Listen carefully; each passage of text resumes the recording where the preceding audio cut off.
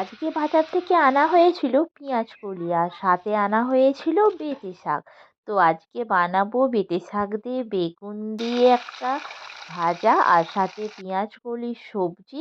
আর অনেক দিন ধরে ভাবছিলাম পেঁয়াজ কলি দিয়ে মাছ দিয়ে একটা তরকারি খাবো, তো ওটাও বানিয়ে নিলাম।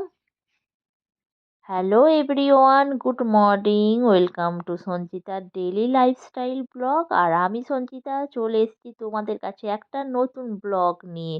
আর দেখতেই পাচ্ছ, নিয়ে চলে এসেছি পেঁয়াজ কলি, আলু, সাথে রয়েছে সিম, মটরশুঁটি। আর এই যে দেখতে পাচ্ছ একটা বড় বেগুন, তো এটা দিয়ে বানাবো বেঁতে শাক। আর বেঁতে শাক দিয়ে বেগুন দিয়ে খেতে অনেক বেশ ভালো লাগে। তো ভাবলাম রোজ রোজ বেঁতে শাকটা শুধুই ভাজা করব কেন, চলো আজকে বেঁতে শাক দিয়ে বেগুন দিয়ে ভাজবো।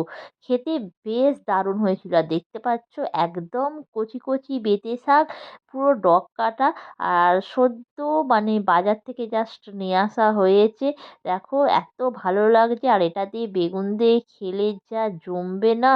তো আমার তো বেঁতে শাক খেতে দারুণ লাগে। তো চলো এগুলো সব বের করে কেটে ফেলি। যা হবে তো এইরকম কাটছি।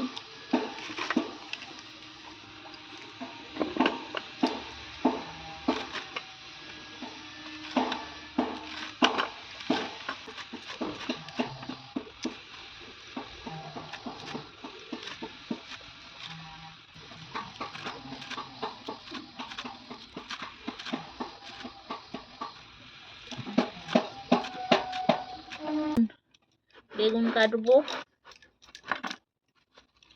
বেগুনটা খুব সুন্দর। ভাবছি বেগুন দিয়ে বেটে শাক ভাজা করব। আর কিছুটা বেগুন এই যে তরকারিতে দেবো। দেখতে পাচ্ছ বেগুনটা কানা।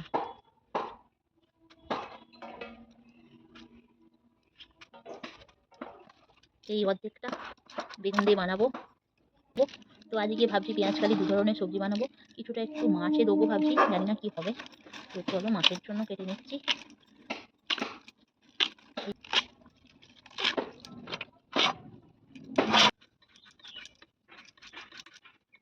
আর এদিকে ঝটপট করে কেটে আমি রান্নাটা বসিয়ে দিলাম। দেখতেই পাচ্ছ প্রথমে ভাতটা বসিয়ে দিয়েছি। আর ভাতটা বসিয়ে দিয়ে একটু এদিক ওদিক করছিলাম, ইতিমধ্যে দেখছি যে ভাতটা বেশ হয়েই গেছে। আর দেখতে পাচ্ছ সমস্ত সবজিগুলো কেটে ধুয়ে বেছে রেখে দিয়েছি। আর এদিকে মাছটাও আমি ধুয়ে ফেলেছি, ধুয়ে নুন আর হলুদ মাখিয়ে দিয়েছি। তো মাছটা আমি ভাজবো, দেখতেই পাচ্ছ। আর মাছটা তো নুন হলুদ মাখিয়ে অনেকক্ষণ ধরে রেখে দিলে নুনটা বেশ ভালোভাবে ঢোকে, দারুণ লাগে খেতে। আর ঝালের সময় অল্প নুন দিলেই হয়ে যায়। তো এদিকে ভাতটা দেখো মোটামুটি আমার হয়েই গেছে। তো ভাবছি ভাতটা এবার নামিয়ে নেব। নুন মাখিয়ে দিয়েছিলাম। এই যে কাঁচা লঙ্কা দিয়ে দিলাম।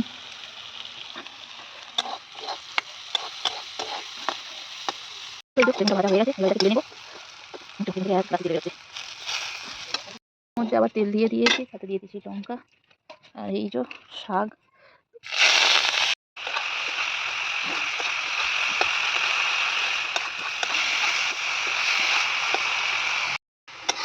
তো এই যে দেখতে পাচ্ছ বেটে শাকটার জলটা একদম মরে গেছে। আর একটু শুকনো শুকনো করে ভেজে নেবো। শাকটা ভাজা হয়ে গেছে। আর এই যে এবার বেগুনগুলো দিয়ে দেবো।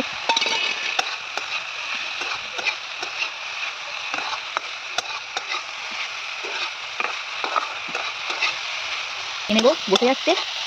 রেডি হয়ে গেছে বেটে শাক দিয়ে বেগুন ভাজা। তার মধ্যে দিয়ে দিচ্ছি 5 ফোড়ন, তেজপাতা, শুকনো লঙ্কা আর করবো এবার পেঁয়াজ কলির তরকারি। বেগুন সমস্ত কিছু আটাটার মধ্যে দিয়ে দেবো।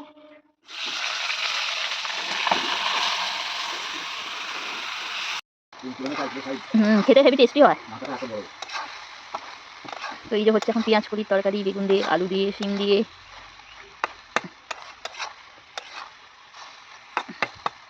তো এই যে হচ্ছে এখন পেঁয়াজ কলির তরকারি, শিম বেগুন দিয়ে, সাথে মটরশুঁটি রয়েছে, আলু তরকারি। তো এবার এটাকে নামিয়ে নেব। শেষে বানাচ্ছি মাছ, তো মাছটাকে এখন ভাজতে দেবো।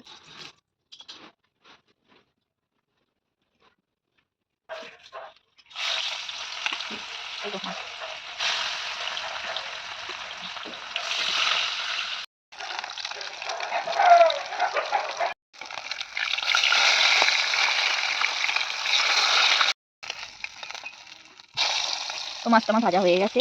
আর এই দেখো বেশ লাল লাল করে ভেজেছি মাছটাকে। তো সাথে কিন্তু দুটো ভোলা মাছও ছিল। আর এই যে দেখো মাছগুলো উল্টে দিয়েছি, ভোলা মাছগুলো ভালো করে ভেজে নিচ্ছি। গুলো এই যে ভাজা হয়ে গেছে দেখতেই পাচ্ছ। আর এই যে ওখানে পেঁয়াজ কলি বলেছিলাম বানাবো, তো পেঁয়াজ কলিটা দিয়ে দিয়েছি। তো এই যে পেঁয়াজ কলিটা ভাজছি। আর দেখো পেঁয়াজ কলিটা একটু লাল লাল করে ভেজে নিয়েছি। তো পেঁয়াজ কলিটা আমার ভাজা হয়েই গেছে। আর এই যে আলুটা ভেজে নেবো। পেঁয়াজ কলির সাথে আলুটা ভেজে নিচ্ছি।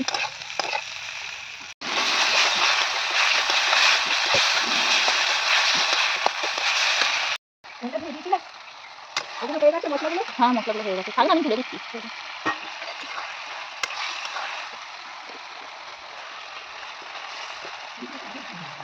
তো এদিকে দেখতেই পাচ্ছেন পেঁয়াজকলি আলু দিয়ে একটা সবজি বানাচ্ছি, সাথে মাছ দিয়ে দিচ্ছি। আর মাছটা ভেজে রেখে দিয়েছিলাম।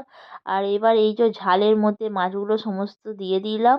আর এদিকে দেখতে পাচ্ছ পেঁয়াজকলির তরকারি একদম রেডি মাছ দিয়ে। তো সমস্ত রান্না বান্না শেষ, চলে এলাম দুপুরের খাবার খেতে। আর এই যে দুপুরের খাবারে দেখতে পাচ্ছ বেঁতে শাক দিয়ে বেগুন ভাজা, সাথে হয়েছে পেঁয়াজ কলির একটা সবজি, আর পেঁয়াজ কলি আলু মাছ দিয়ে আর একটা সবজি। তো সবাই মিলে একসাথে খাবার খেয়ে নিচ্ছি। তো কেমন লাগলো ভিডিওটি যদি ভালো লাগে লাইক করো, শেয়ার করো, কমেন্ট করো। আর দেখা হবে নেক্সট ভিডিওয়। সবাই ভালো থেকো, সুস্থ থেকো, টাটা, বাই বাই। দেখা হবে অন্য একটি ব্লগে।